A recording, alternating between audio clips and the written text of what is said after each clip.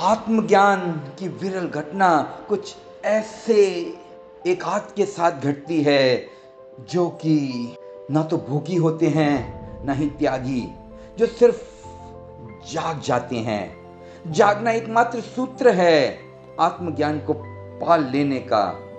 दुनिया में दो तरह के संसारी हैं, एक तो जो धन इकट्ठा कर रहे हैं और दूसरे जिन्होंने धन को लात मार दी है। दुनिया में दो तरह के संसारी हैं, एक तो जो दुकानों पर बैठे हैं और दूसरे जो मंदिरों में बैठे हैं। दुनिया में दो तरह के संसारी हैं, एक जो बाहर की चीज़ों से अपने को भर रहे हैं और दूसरे जो सोचते हैं कि बाहर की चीज़ों को छोड़ने से अपने को भर लेंगे। दोनों की भ्रांति एक ही है, ना तो बाहर की चीज़ों से अपने को कोई भर सकता है, ना ही बाहर की चीज़ों को छोड़कर अपने को कोई भर सकता है। एक है संसारी जो भोग में आसक्त है और दूसरा है त्यागी जो संसार को त्याग देता है, मगर अब उसकी चेष्टा स्वर्ग को भोगने की है। ऐसा त्यागी घर पत्नी बच्चों को छोड़ मंदिर आश्रम हिमालय पर चला जाता है, मगर उद्देश्य उसका भी कुछ पाना ही है। संसारी तो धन की कामना से संसार में रहता है, मगर त्यागी भगवान को भोगने की चाहना में त्याग में उतर जाता है। मगर दोनों एक ही सिक्के के दो पहलू हैं।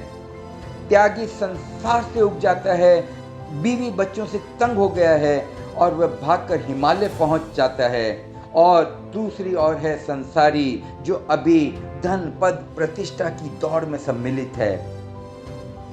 आत्मज्ञान तो प्राप्त होता है न भोगने से न भागने से, सिर्फ ठहर जाने से।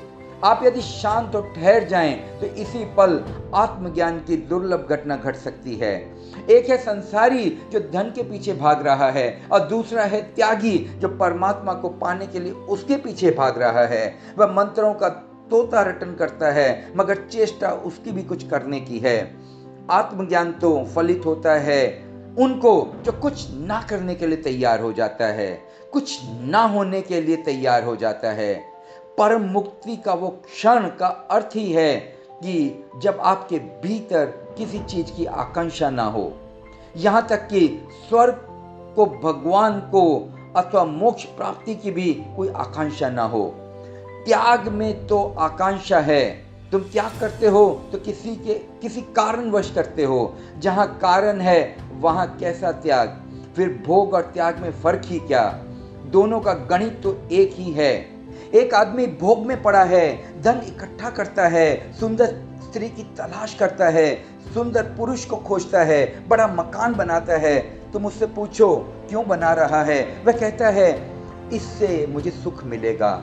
और दूसरी ओर है एक आदमी जो सुंदर मकान छोड़ देता है, पत्नी बच्चों को छोड़ देता है, घर द्वार से अलग हो जाता है, नग्न भटकने लगता है, सन्यासी हो जाता है। पूछो उससे तुम ये क्यों कर रहे हो, वह कहेगा इससे मुझे सुख मिलेगा, मैं परमात्मा को पाना चाहता हूँ। तो दोनों की सुख की आकांक्षा है और दोनों मानते हैं कि सुख पाने के लिए कुछ किया जा सकता है। यही भ्रांति है। आनंद प्रत्येक व्यक्ति का स्वभाव है। उसको पाने के लिए जब तक आप कुछ करते रहेंगे तब तक आप उससे खोते रहेंगे। आनंद को पाने की चेष्टा में ही आदमी ने उसे गवाया है। संसारी एक तरह से गवाता, त्यागी दूसरी तरह से गवाता। आदमी किस तरह इस आनंद को गवाता है इससे कोई फर्क नहीं पड़ता।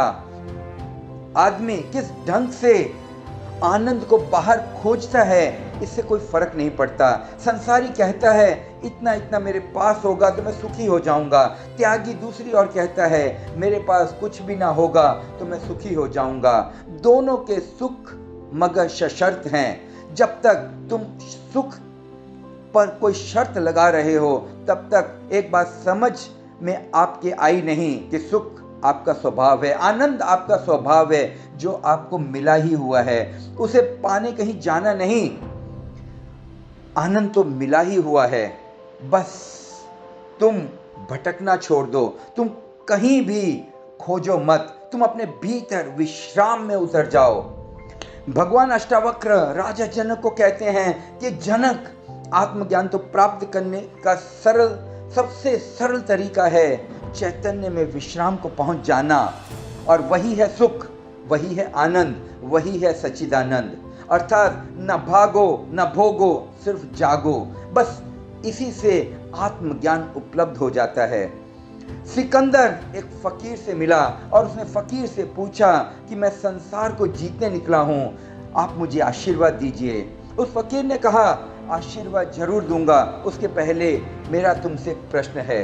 तुम संसार को जीत लिए, मान लो कि संसार तुमने जीत लिया और तुम एक महा रेगिस्तान में अकेले पड़ गए हो, प्यास भयंकर लगी है और एक गिलास पानी की प्यास बुझाने के लिए भी आप तड़प रहे हो, और परिस्थिति ऐसी आ गई है कि अब तुमसे रहा नहीं जाता, तुम मर ही जाओगे, और मैं एक गिलास पानी लेकर वहां मौजूद होता हूं, लेकिन ऐसे ही मुफ्त में नहीं दूंगा एक गिलास पानी, तुम कितना मूल्य चुकाने के लिए राजी हो जाओगे?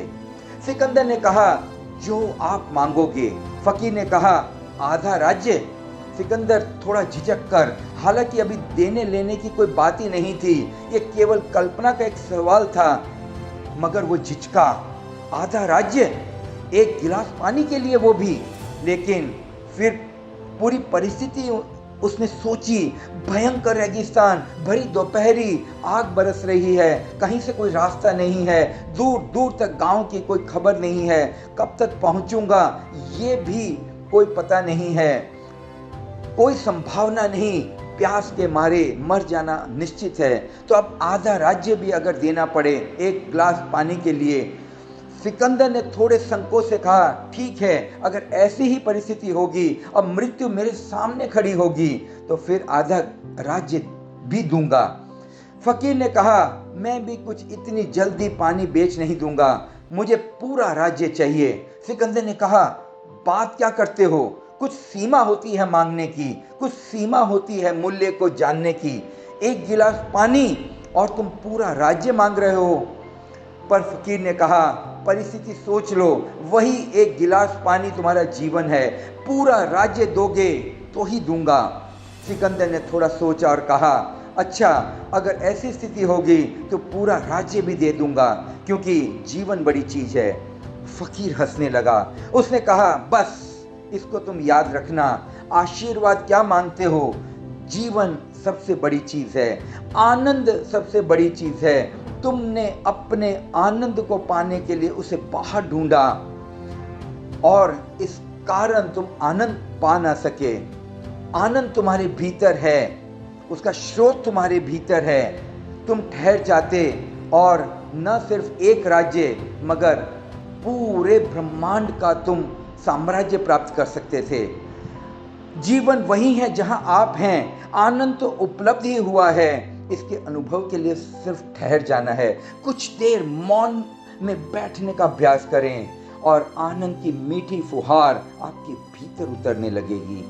आत्मज्ञान के लिए ना पत्नी बच्चों को छोड़ने की आवश्यकता है, न दुकान कामकाज को, न ही किसी मंत्र भगवान को पकड़ने की आवश्यकता है, और न ही हिमालय पर धुनी रमाने की।